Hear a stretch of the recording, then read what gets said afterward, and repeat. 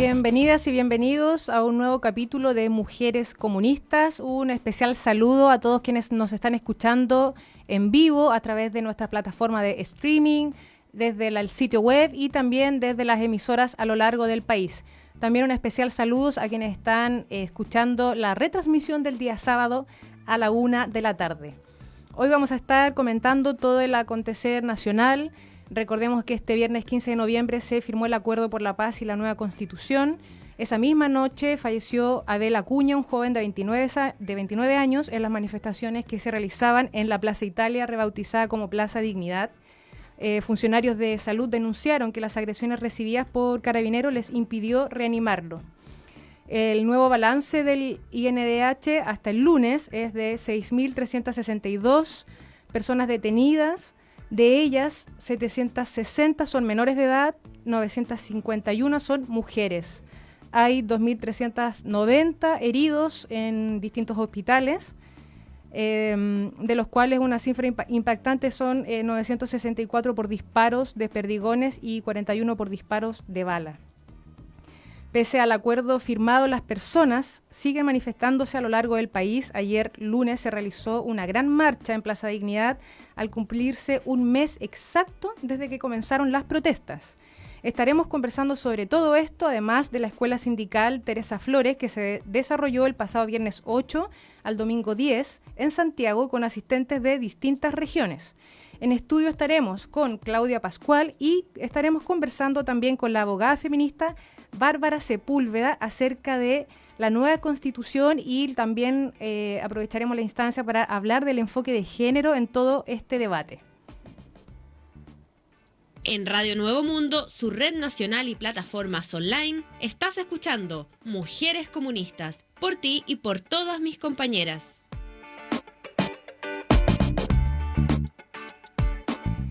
Muy bien, vamos a entonces, ya lo decíamos, ¿cierto? Este viernes 15 de noviembre, un grupo de parlamentarios oficialistas presentaron un documento para llevar a cabo una nueva constitución. Algunos partidos de la oposición participaron de esa jornada que finalizó con la firma de un acuerdo.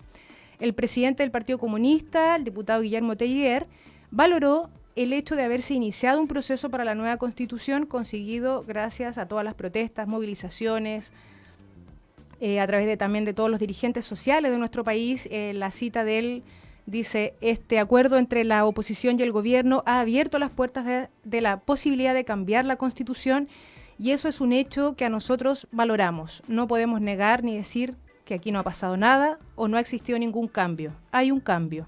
Lo importante es que esto se materialice y se materialice bien. Es decir, que al momento de elegir la Asamblea Constituyente estén todas y todos. Para eso ya estamos aquí con Claudia Pascual. Claudia, bienvenida al panel. Hola, muchas gracias. Buenas tardes a todas, a todos, a todes. Y también vamos a estar vía telefónica, la voy a presentar, Bárbara Sepúlveda. Ella es abogada de la Universidad de Chile, actualmente profesora de cátedra de Derecho Constitucional y Teoría Feminista. Además es cofundadora y directora ejecutiva de la Asociación de Abogadas Feministas ABOFEM. Bienvenida, Bárbara. Hola, muchas gracias por invitarme. Muchas gracias a ti, Bárbara, por estar presente en este programa de Mujeres Comunistas. Respecto a la propuesta del debate constitucional, ¿qué visión tienes tú referido a la perspectiva de género que se esté planteando? ¿Está presente la lucha de género en el debate? Bueno, lamentablemente ha estado bastante ausente el debate constitucional formal y constituyente el género.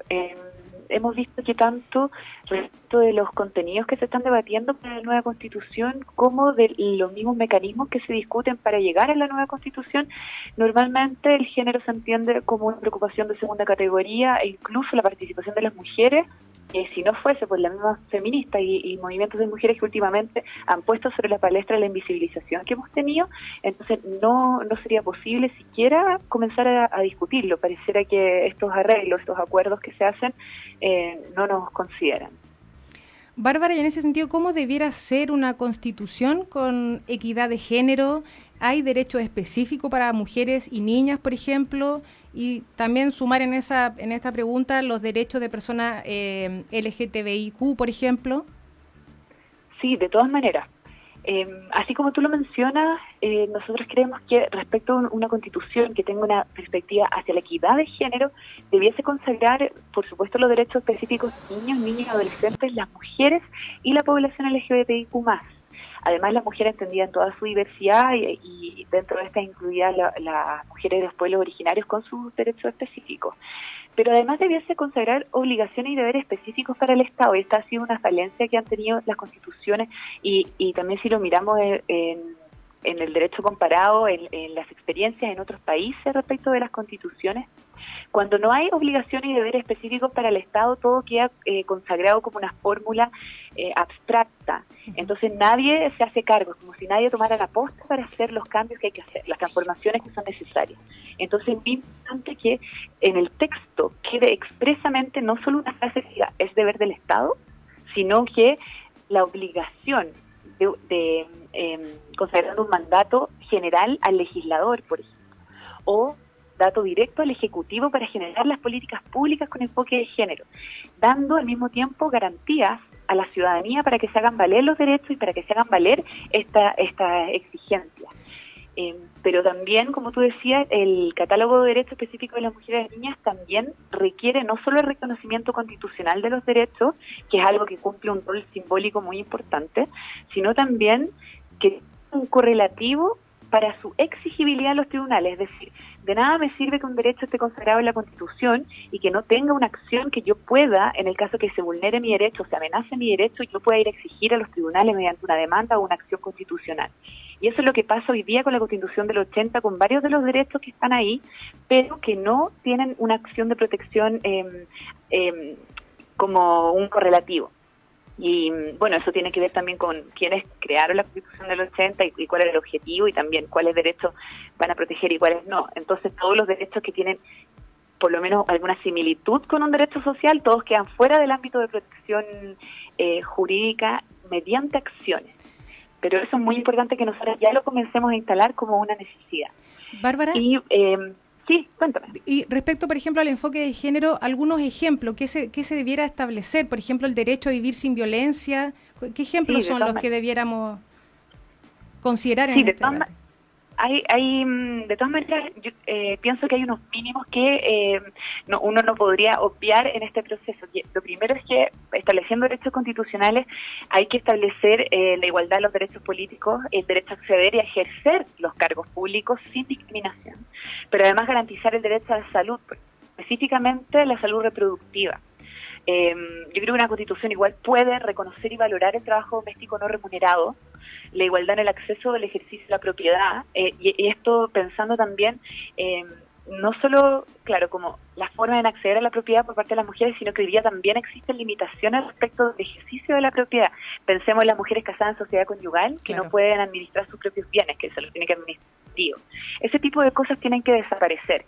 Por lo tanto, hay que ser bien explícita para anunciar también que tiene que haber un deber de promover el respeto, el reconocimiento de la mujer en toda su diversidad, el derecho a vivir una vida libre sin violencia, a la integridad física y psíquica, por supuesto, pero también es súper importante que además de estos derechos que se ven en términos individuales, se consagren los derechos sociales y colectivos, porque si lo vemos en perspectiva y lo analizamos en términos globales, las mujeres, cuando son consideradas de forma individual, quizás algunas, claro, tienen más privilegios que otras, pero en colectivo, las mujeres son, de hecho, el segmento de la población más precarizado, más vulnerable ante las discriminaciones y además más empobrecido en nuestro país.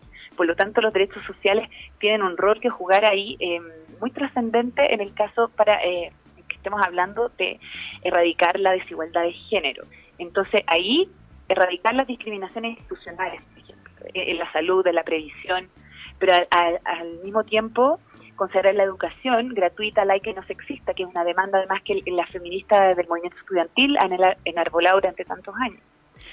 Y eso acompañado de un fuerte reconocimiento del catálogo de derechos humanos, porque hoy día eso también es algo que quedó en debate y finalmente en la Constitución del 80 lo que pasó es que nunca se aclaró cómo ingresaban los derechos humanos al ordenamiento jurídico. Y eso generó que en la práctica aplica, en algunos casos los tribunales no aplican ciertos tratados o existiendo los tratados se prefirieran otros derechos, otras libertades o incluso otra coartación de derechos por sobre los derechos humanos, y también no quedó muy claro como quién tenía que decidir de qué forma ingresaban. Entonces, ante todas esas ambigüedades que hoy día adolece la Constitución del 80, una nueva Constitución ya tiene que venir con una claridad. Y específicamente porque nosotras sabemos que las mujeres, en el caso de los derechos humanos, es muy relevante para nosotras que estos sean respetados, especialmente por todos los convenios, y ahí quizás la exministra puede explicar mucho mejor respecto de todos los convenios relacionados con derechos de la mujer que Chile ha ratificado y que de hecho no se cumplen. Sí, aquí está justamente Claudia, que también quiere hacer un comentario. Claudia. No, quería preguntarte, Bárbara, para que nuestra audiencia pueda entender mejor, si podías explicar con un ejemplo concreto la diferencia entre las redacciones que colocan, por ejemplo, garantía de derechos versus las redacciones que permiten la protección que tú estabas diciendo y por lo tanto los mandatos de obligación que tiene la Constitución. Y en segundo lugar, hay un debate hoy día en la ciudadanía, pero muy en particular en el mundo, digamos, más político y muy vinculado, digamos, a interpretaciones constitucionales, de cuánto se puede colocar en la Constitución y cuánto es tarea de una legislación. Entonces hay algunos que quieren que sea súper, hiper minimalista la Constitución y se les acusa de maximalista a los que quieren colocar, me explico, ¿no? Entonces si pudieras hacernos un comentario en relación a aquello, pues yo creo que sería súper interesante para nuestra audiencia. Sí, muchas gracias. Realmente esas son preguntas que están bastante en boga. Respecto de las garantías de los derechos, hay muchas formas de garantizar los derechos, pero ya el hecho que un derecho exista en la Constitución le otorga este ámbito de protección. Es decir, un derecho fundamental reconocido constitucionalmente ya tiene un rango superior, por decirlo de alguna forma. O sea, el solo hecho que esté nombrado, dices tú, ya le genera un rango de protección. Un rango de protección. Sin embargo, y aquí está la diferencia que hace la Constitución del 80. No todo ámbito de protección está garantizado. Ya. Es decir, que la garantía explícita en este caso, que sería lo ideal, es que todos los derechos tuviesen asociados una acción constitucional que los protege, porque de esta forma se pueden hacer exigibles. Y este es el debate sobre la justiciabilidad de los derechos. O sea, ¿puedo yo llevar un derecho a tribunales? Es decir, si a mí se me vulnera mi derecho a la integridad física, o mi derecho, por ejemplo, no sé, en una constitución futura uno esperaría a la vivienda. Sí, claro. Y ahí se genera un debate y es problemático porque para ciertas posiciones conservadoras y otras posiciones derechamente que son de derecha, no les interesa proteger los derechos sociales. De la forma en que se puedan garantizar y sean exigibles en tribunales. Entonces, eso es un debate que hoy día está también presente dentro de los constitucionalistas y donde vamos a ver que las voces mayoritarias no están por otorgarle una acción, un recurso a los derechos sociales, que es algo que existe en otros países, sin embargo acá parece que no. O sea, ellos no lo quieren arreglar. Respecto sí de la idea de la Constitución mínima y la idea de las constituciones máximas. Yo creo que, por supuesto, nadie aquí estaría pensando en hacer una constitución del porte de una Biblia, ni algo así que están tratando de instalar en la idea de que si uno se opone a la constitución mínima, en el fondo es porque quiere una enciclopedia. No sé, claro, una enciclopedia. La verdad es que no. Hay una posición intermedia y que tiene que ver precisamente, creo yo, con las demandas feministas históricas. Las constituciones mínimas van a necesariamente tener que utilizar términos neutrales, entre comillas, frases abstractas, sí, que traten de incorporar varias cosas que sean amplias, que sean flexibles, que sean abiertas. ¿Y esto qué significa? Lamentablemente uno quisiera creer que si yo pongo en una constitución hombres y mujeres son iguales ante la ley, que eso efectivamente va a significar que vamos a ser iguales ante la ley. Sin embargo, la Constitución del 80 por la reforma del la reforma del 99 incorpora hombres y mujeres son iguales ante la ley. Pero bien sabemos que no somos iguales ante la ley. Sí. Y tampoco somos iguales en la materialidad, en la vida diaria. Por lo tanto, a pesar de que esté la fórmula ahí integrada, nada me garantiza a mí que eso realmente vaya a ocurrir. Y de hecho, si uno quisiera ponerse más duro y decir, bueno, entonces hombres y mujeres son iguales ante la ley, y tomando el ejemplo anterior, yo diría perfecto, entonces la sociedad conyugal es inconstitucional. Así es. Porque porque la administra exclusivamente el marido. Entonces, pero no lo es. Y el Tribunal Constitucional ha dicho que no lo es, que no es inconstitucional. Entonces, ¿de qué estamos hablando?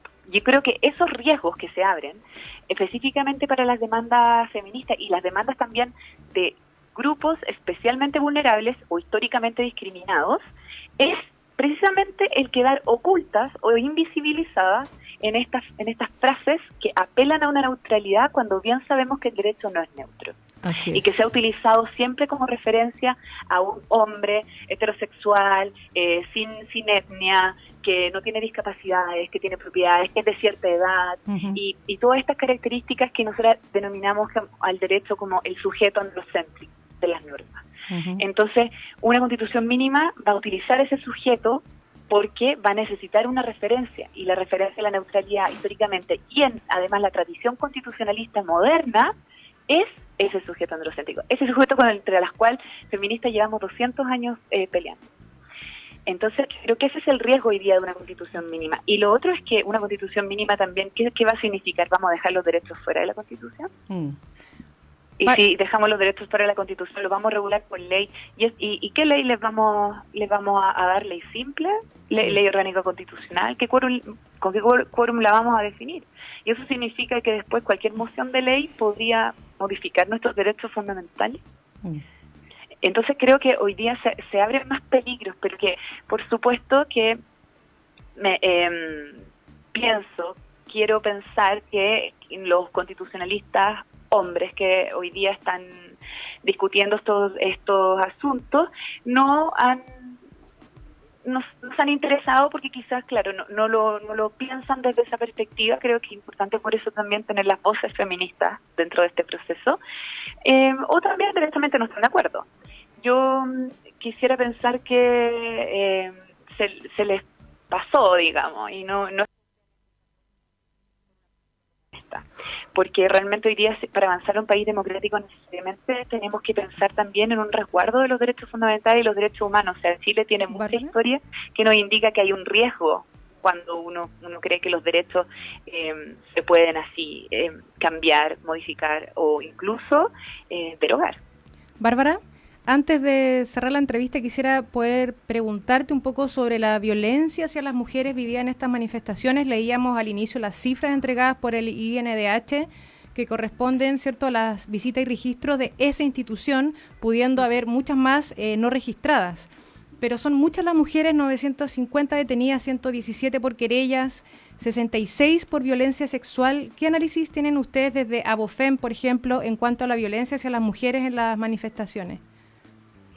Bueno, la violencia contra las mujeres y contra la población LGBTIQ+, ha sido un ícono de estas movilizaciones, de todas maneras. Yo creo que existe ahí una forma de castigo específica, un disciplinamiento de los cuerpos que utilizan los agentes del Estado como una forma de tortura, como una forma de represión, que por supuesto que ataca a esta población en particular, pero de todas maneras arroja estas señales. Yo creo que hay varias cosas que decir ahí. Primero, que lamentablemente los medios de comunicación, estas cifras, cuando se trata de la violencia contra las mujeres y la diversidad sexual, están completamente invisibilizadas. Y eso además es un vicio en el que han incurrido otras organizaciones de derechos humanos. Nosotros ya lo hemos dicho y se lo hemos señalado, incluso a los organismos internacionales de derechos humanos, que al momento de entregar cifras aparece como la violencia de otras mujeres en una frase al final o un pequeño párrafo, cuando de hecho a nosotros nos parece que por el calibre de la denuncia, la gravedad de los hechos que se han cometido, es precisamente a través de este disciplinamiento que la policía y los agentes del Estado están actuando como formas de torturas específicas. Que ocuparan el mismo, perdona Bárbara, que ocuparan el mismo papel simbólico que juegan, por ejemplo, las cifras que se tratan con un cariz distinto de los heridos en los glóbulos oculares, por ejemplo. en el caso de la violencia sexual no está siendo tratada así. Eso es lo que te quiero reafirmar, digamos. Respaldar No, lo que tú estás diciendo. Sí, estoy completamente de acuerdo. Creo que se ha dado, claro, se han mostrado algunas referencias que incluso serían en cifras menores. Sin embargo, claro, la violencia contra las mujeres es nuevamente invisibilizada.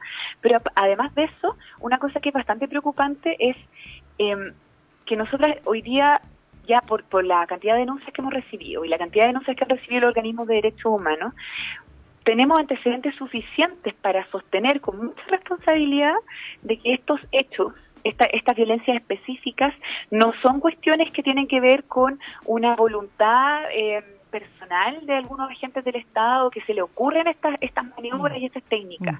Que esto, lamentablemente, hay que decirlo, es algo que se aprende.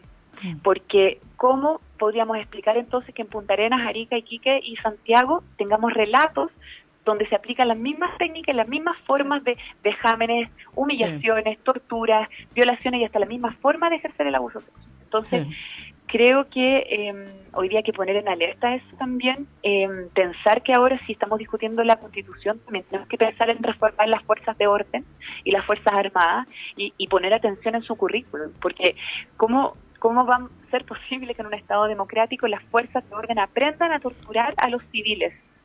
Y de estas formas, además, tan específicas como le estamos hablando. Así es. Bárbara, y ya para ir cerrando, yo entiendo que ustedes como ABOFEM participaron de un cabildo feminista. ¿Alguna conclusión relevante que nos puedas compartir? En el cabildo feminista hubo muchas posturas bastante interesantes. Se han replicado estos cabildos de todas maneras en varias otras instancias. Yo creo que en ese, que fue el primero como el inaugural, es muy interesante ver cómo todas coincidíamos más o menos en el diagnóstico y la necesidad de que Chile trascienda el modelo neoliberal y apueste por un Estado social de derechos sociales y colectivos. Yo creo que eso es algo muy muy relevante, porque significa también que no solo el movimiento feminista en toda su diversidad hoy día detecta las mismas falencias, o sea, es decir, hay un relato político que está todo el tiempo presente en estas movilizaciones sociales, y que las feministas, además, como por todo lo que conversábamos antes, también detectamos como una necesidad específica de las mujeres, porque las mujeres en colectivo somos ese sector más vulnerable, somos ese sector más precarizado. Entonces, eso yo creo que sería algo que rescato mucho más de todas las otras cosas que también son súper necesarias, y son los derechos específicos que ya hemos ido conversando. Perfecto, Bárbara, muchísimas gracias por esta entrevista tan completa. Quedamos hasta aquí en esta fase de la conversación, a ver si más adelante tenemos un nuevo contacto contigo para ver cómo va evolucionando todo este debate. Muchísimas gracias, Simón, y gracias, Claudia. No, gracias a ti, Chao, Bárbara, muchas gracias. Y bueno, tras el nombre de La Otra se esconde la cantante y compositora madrileña Isa, quien comenzó a tocar sus canciones en directo el año 2002. Sus canciones muestran la fuerza y el carácter de la lucha social del artista, quien habla con naturalidad de feminismo, política, así como su particular visión sobre la vida cotidiana. A continuación, Olor a Huelga.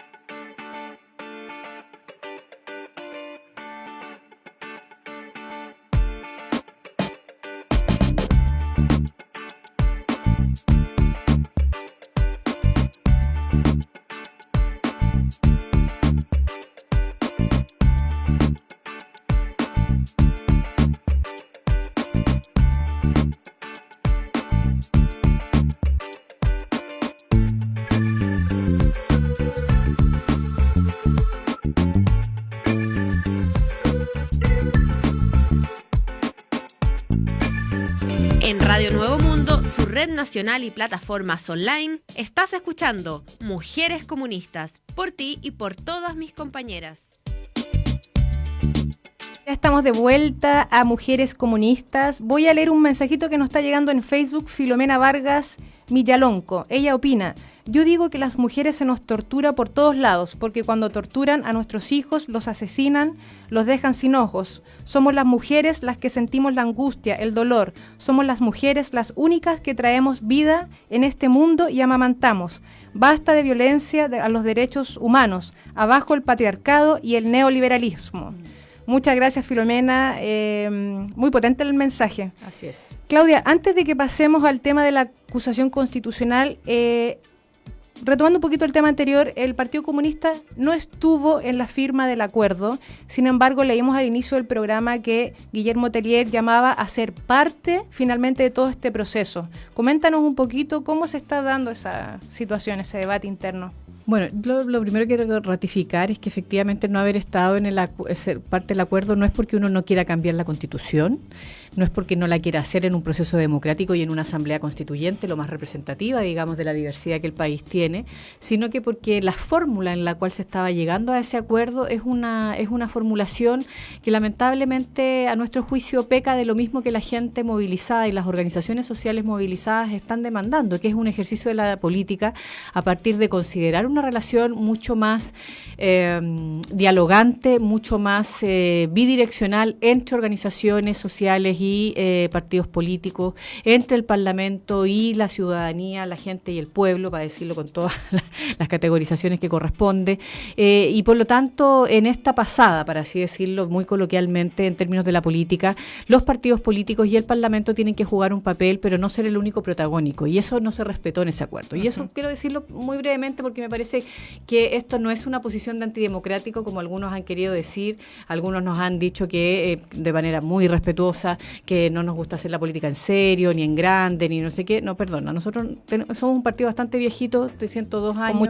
Con mucha historia, hemos hecho política siempre, y lo que estábamos tratando esta vez era de demostrar que este acuerdo no iba a tener mayor legitimidad si es que no se incorporaban las voces de las organizaciones sociales, por ejemplo, la Mesa Unidad Social, pero también de otros mundos sociales y movimientos sociales que puedan no estar representados incluso en la Mesa Unidad Social, y eso es muy relevante. Y en ese camino yo quiero ratificar lo que ha dicho el compañero Guillermo Tellier, y es que a pesar de no haber firmado el acuerdo, a nosotros sí nos interesa que se gane la opción en el plebiscito por que haya cambio constitucional, que nueva constitución, y que sea en una asamblea constituyente o las fórmulas, y por lo tanto, quiero decirlo también, nos la vamos a jugar porque este acuerdo pueda cambiar algunos de los términos del acuerdo. Primero, que ojalá pregunte por 3 alternativas, no solo las 2 que ya contempla, sino que también llame de frentón a la asamblea constituyente. En segundo lugar, que puedan elegirse más constituyentes, mujeres y hombres, y no los 155 que igualan el número de la Cámara de Diputados, ni siquiera del total de parlamentarios, ¿no? Para poder dar una mayor representatividad a nuestro país. Tercero, que se revise el quórum de aprobación y de acuerdo, digamos, de la Asamblea Constituyente. Yo sé que en esto hay un debate bien largo, que hay muchos constitucionalistas de distintos colores políticos que opinan que no es malo esto de los 2/3, etcétera, etcétera, pero aquí hay un tema fundamental, y es que si el cuerpo constituyente que se elija, en este caso la Asamblea Constituyente o la Convención Constituyente, la posición que ganara, decide que es los 2/3, perfecto, pero aquí se les está mandatando desde antes la limitación a que sea los 2/3, no sé si me explico. Y lo digo con toda responsabilidad, porque hoy día hay una entrevista en donde Ena Bombaer reconoce por qué quieren los 2/3, porque es una manera, en definitiva, de limitar cuánto es lo que queda dentro de la Constitución y cuánto no. Y por último, si por ABC vamos a hacer los 2/3, ok, pero entonces que los disensos también se plebisciten. Lo que no alcanzó 2/3, pero tiene, por ejemplo, un respaldo de un 40%, estoy inventando, después los constitucionalistas se agarrarán y las constitucionalistas se agarrarán por esto, pero yo creo que el debate no es solo de expertos y expertas, el debate es político. Y por lo tanto, a mí me parece que si hay una postura que tiene un 40%, que se plebiscite, para saber si realmente la ciudadanía y el pueblo la respalda o no la respalda. Creo que es un mínimo, digamos. O puede ser el 33, lo que tú quieras, digamos, pero pónganle el porcentaje que se estime. Y también queremos cambiar situaciones en las cuales algunas ya las derivaba Bárbara en su entrevista, que haya una representación paritaria de mujeres y hombres en esta convención o en esta asamblea constituyente, que haya una cantidad de escaños reservados para pueblos originarios, mujeres y hombres también, de pueblos originarios. Distintos pueblos originarios, además. De distintos pueblos originarios, efectivamente. Y por otro lado, que indudablemente también pueda darse, digamos,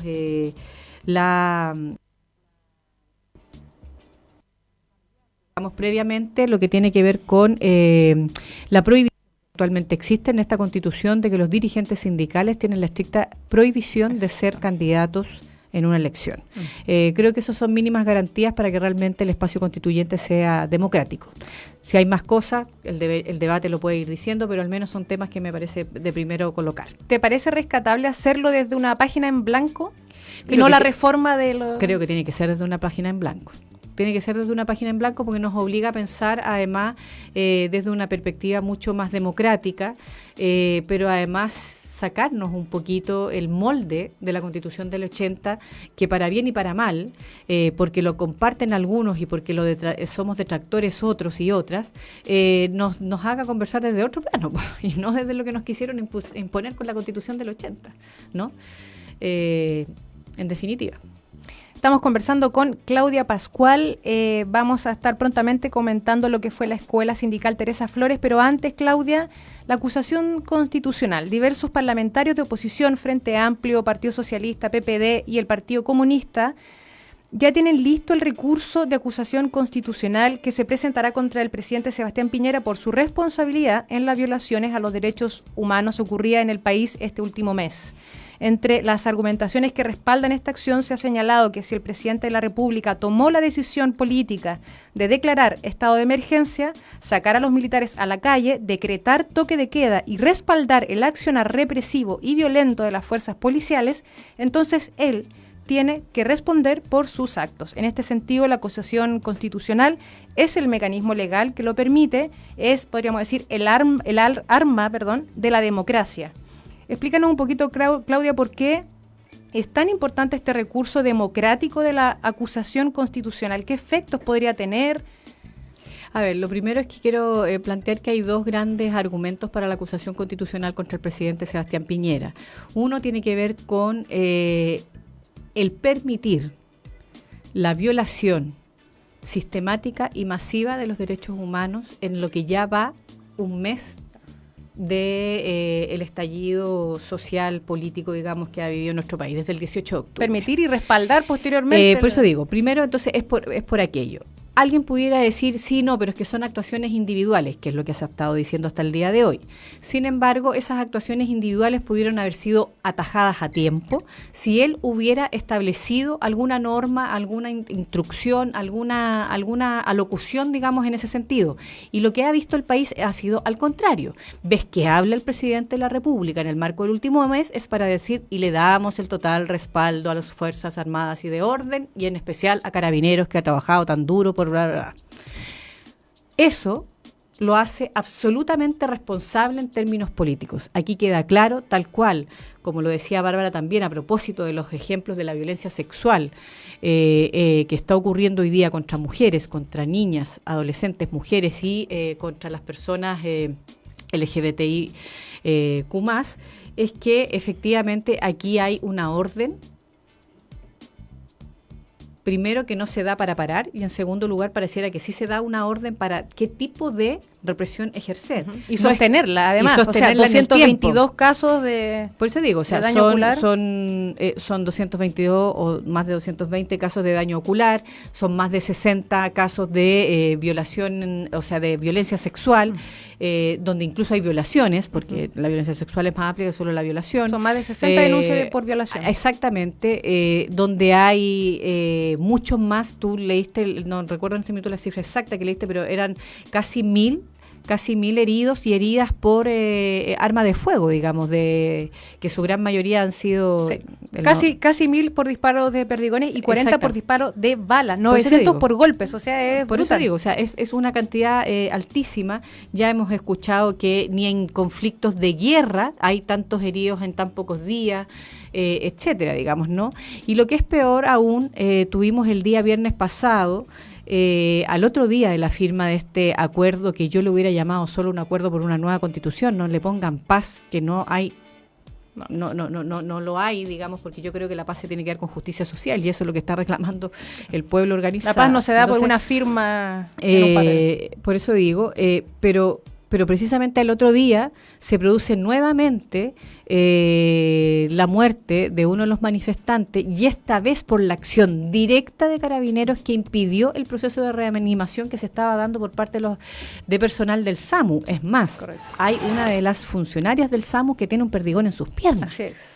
O sea, entonces estamos hablando de una situación muy compleja y donde el presidente de la República, el ministro del Interior, el anterior, el ministro Chadwick, y el actual, el ministro Blumel, no pueden no solo deslindar responsabilidades en actuaciones individuales, sino que tienen que también hacerse responsables. Incluso es más, si realmente uno le pudiera creer que son actuaciones individuales, ¿por qué no le han pedido la renuncia al director general de Carabineros? Exacto. Y no lo han hecho. Entonces yo creo que tiene un fuerte componente, tiene una muy buena argumentación en términos de ese ámbito en relación a la violación sistemática y masiva de los derechos humanos. Que esta violación sistemática y masiva de los derechos humanos además se está ejerciendo para criminalizar y para reprimir la legítima protesta social. Y no porque no ha actuado de manera mayoritaria sobre los hechos de violencia, de vandalismo, de saqueo, etcétera, sino que es en la protesta, es en la manifestación, es en la movilización. Y el otro gran argumento, la segunda argumentación que tiene la acusación, entiendo, me corrigen quienes lo firmaron, otro día por supuesto porque no están aquí presentes, quizás no estén escuchando en vivo. Es que efectivamente con estas actuaciones el presidente también ha dañado la imagen de nuestro país, a propósito de que hoy día a Chile se lo está conociendo nuevamente y reconociendo nuevamente a nivel internacional por la violación a los derechos humanos. Decir también que no solo lo decimos nosotros. Y no solo en el ámbito de lo estrictamente nacional, sino que en el materia internacional tiene que ver con eso. Por algo se suspende la COP25, por algo se suspende la PEC. Esto no es un tema de que no estuvieran garantizadas las normas de seguridad. Esto también es que estábamos afectados en nuestra imagen, digamos, ¿no? Como país, y por lo tanto, y ese es uno de los deberes constitucionales que tiene el presidente de la República. Ese deber constitucional no lo tiene otro ciudadano o otra ciudadana en Chile, lo tiene el presidente de la República. Esos son los ámbitos, digamos, entiendo. Las organizaciones también internacionales, Amnistía Internacional, los informes que ha podido hacer declaraciones la ONU también, que estuvo acá, entonces no es, digamos, una opinión que solo se está virtiendo por parte de algunos representantes, sino que hay acusaciones muy concretas. Todos los organismos internacionales de derechos humanos, de manera más dura o menos dura, todos están coincidiendo de que existen violaciones a los derechos humanos. Tuvimos aquí a la Premio Nobel, Rigoberta Menchú, marchando ella misma en la calle y tuviendo ella misma que colocarse un pañuelo en su nariz. Por la represión. Por la represión y por la cantidad de gases lacrimógenos que se están tirando. Ahora, digamos, ¿no? Esta acusación... Y ella dijo, aquí se está criminalizando y reprimiendo la protesta social. Exactamente. La acusación constitucional, ¿cierto?, que sería para el presidente Sebastián Piñera. ¿Crees tú que liberaría de cierta forma las responsabilidades criminales cometidas por la institución de Carabineros? No, para nada. Yo creo que estos son procesos paralelos. Y en esto también quiero decirlo, porque hay gente que dice la acusación constitucional no es pertinente, no hay argumentos para aquello. Aquí hay que perseguir todas las responsabilidades y aquí las responsabilidades de los autores de facto, digamos, del hecho propiamente tal, en términos individuales, cada uno de los carabineros y carabineras o de las Fuerzas Armadas que incurrieron en estos actos tienen que ser juzgados. Pero al mismo tiempo también sus mandos más altos, digamos, ¿no? En tanto si dieron las órdenes, y por supuesto la responsabilidad política que ha permitido indudablemente estas violaciones a los derechos humanos. Y eso, una de las herramientas democráticas que hay para aquello es la acusación constitucional. Yo sé que es primera vez que se utiliza en democracia, yo sé que alguien puede decir que esto es muy complejo, etcétera, etcétera, pero bueno, son parte de los elementos que la propia Constitución, que ni nos gusta, digamos, que la Constitución del 80 lo permite, entonces es parte de las reglas del juego, digamos, ¿no? Y eso para nada impide también, al mismo tiempo, ejercer acciones, digamos, legales por la vía jurídico-penal, digamos, y no solo por la vía constitucional, en este caso parlamentaria. Hace poco Mario Rosa dio esas declaraciones de que Carabineros, digamos, somos parte de la solución, lo estamos haciendo bien. Es que un poco la misma figura de Sebastián Piñera en sus discursos de dar todo el respaldo, digamos. O sea, hay una responsabilidad ahí por parte de ellos, tomando en cuenta... Yo creo que lo más grave que ha hecho, y lo quiero decir con harta responsabilidad, yo creo que si Carabineros y su altos mando, en particular el director general de Carabineros, no reconocen el papel que han estado jugando en este mes de movilizaciones legítimas en términos de las demandas del pueblo chileno, de la ciudadanía y de sus organizaciones sociales, es que en definitiva no están viendo el grave daño además que le están haciendo a su propia institucionalidad. O sea, aquí vemos testimonios, y yo coincido mucho con testimonios que se han dado a partir de videos que se han viralizado, digamos, en las redes sociales, donde son casualmente mujeres y mujeres mayores que le enrostran a Carabineros, que se están ganando el desprestigio, que se están ganando incluso el odio de su pueblo, por las actuaciones que están teniendo, por esa falta de criterio, por esa represión masiva, por esa represión violenta, porque de verdad, Simone, es cosa de hacer memoria. Díganme en qué otras jornadas de movilizaciones y de protesta social hemos tenido la cantidad de heridos por perdigones o a bala que tenemos hoy día. ¿En qué otras jornadas de movilización en Chile a lo largo de la historia tenemos la cantidad de denuncias de violencia sexual que tenemos hoy día? ¿En qué otras jornadas de movilizaciones hoy día, estoy hablando en democracia, descontando la dictadura, tenemos la cantidad de heridos por perdigones en sus ojos o en alguno de sus ojos? Esas son temáticas, por decir solo algunas cosas, digamos. Entonces, esto es tremendo. Entonces, si Carabineros no se da cuenta, si las Fuerzas Armadas no se da cuenta, y si el propio presidente de la República no solo no se da cuenta, sino que además respalda de manera sistemática, hasta en su última alocución, que fue el día de anteayer, por la noche, francamente no se puede construir un país en justicia social y un país que realmente diga que quiere terminar con la violación a los derechos humanos y que no va a haber impunidad, tal cual como dijo el presidente. Pareciera no creíble, digamos. Vamos a un corte, vámonos con el blues de la ultravioleta, de La Otra.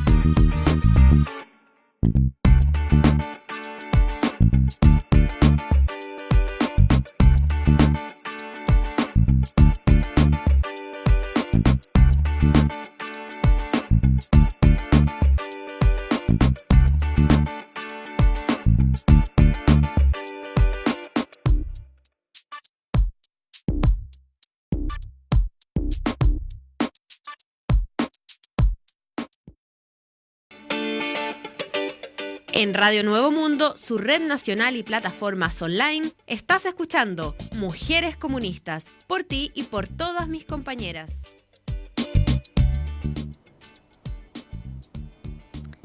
Se realizó la cuarta versión de la Escuela Sindical Teresa Flores. Asistieron 75 dirigentes comunistas de todo el país que estuvieron a lo largo de 3 jornadas. Pudieron participar de distintos talleres que abordaron contenidos referidos, ¿cierto?, al feminismo, la historia del movimiento de las mujeres, talleres sobre constitución, talleres también de comunicaciones. Vamos a escuchar algunas declaraciones de las compañeras que asistieron al taller. Leslie Narváez, de la región de Tarapacá, la comuna de Iquique. Soy encargada de género del comunal de Iquique. También participo en la coordinadora feminista de Tarapacá. La escuela querían formarnos en la parte feminista, marxista, también con una visión de la contingencia que está pasando actualmente y enlazarla con los derechos que estamos reivindicando las mujeres. Con un tema hablando de nueva constitución con paridad de género, nueva constitución con dignificación laboral del trabajo doméstico y de crianza, con la parte de laboral. Entonces también le damos un énfasis en la parte que nos estamos viendo como mujeres, que no se vuelva a escribir la constitución sin nosotras, sino que ahora la vamos a escribir con nosotros. Soy dirigente de la coordinadora No Más AFP y parte de la vocería de Unidad Social de Arica. Bueno, este es un encuentro de mujeres, la escuela se llama Teresa Flores, ha sido un momento muy bonito porque hemos podido compartir distintas personas de diferentes ciudades. Es una escuela obviamente del Partido Comunista en el cual se le ha dado un poco de estructura, formato, lo que tiene que ver con lo que es el feminismo y principalmente en el Partido Comunista. Bueno, creo que es importante porque en este momento con la coyuntura política que estamos teniendo y en el momento que estamos pasando por todo Chile, o sea, desde Arica a Punta Arenas, creo que es muy importante porque es una manera también de nosotros poder plantar e imponer nuestra postura respecto a lo que se está viviendo, pero con una visión más bien feminista. Y creo que es muy importante porque todas las demandas también tienen que tener visión feminista. Mi nombre es Cassandra Rubio, vengo de Concepción, la región del Biobío, que la escuela de formación para nosotras es una instancia, claro, a su vez formativa, educativa y un proceso necesario para la construcción de un diálogo colectivo, el intercambio de ideas entre compañeras y mujeres comunistas de todo el país. Pues la escuela igual que, se realiza justo en un momento súper importante, en un momento histórico, al menos igual en Conce, acá en Santiago, imagino que en todas las ciudades importantes de Chile, entonces viene como igual a esclarecernos, pues como a poder entender qué están pasando en nuestras ciudades, cómo lo estamos haciendo, quién estamos siendo nosotras y qué es lo que podemos hacer también en conjunto y como mujeres comunistas y con nuestra estructura. Claudia, ¿qué te parecieron las declaraciones de las compañeras? Tú estuviste en el taller, dictaste uno de los cursos. Bueno, yo creo que es bien sintomático, digamos, de lo que intentamos hacer en esta cuarta versión de la Escuela Teresa Flores.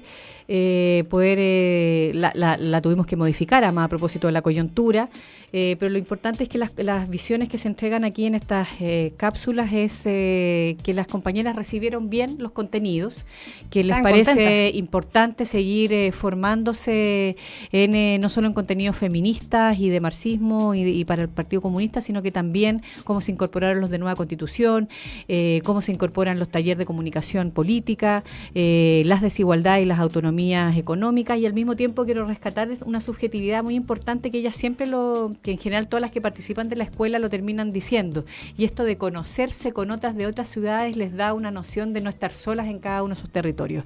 Entonces esa vinculación yo creo que es muy importante en general para todo ser humano, pero muy muy relevante para las mujeres sentirse que no están solas. Muy bien, y así cerramos el programa. El próximo capítulo vamos a seguir revisando declaraciones de las participantes al taller Teresa Flores y vamos a seguir conversando de esto y de los temas de coyuntura. Claudia, muchas gracias por estar en el panel. Nos despedimos entonces. Producción Matías Godoy, controles Juan Rivera. Hasta el próximo martes. Hasta el próximo.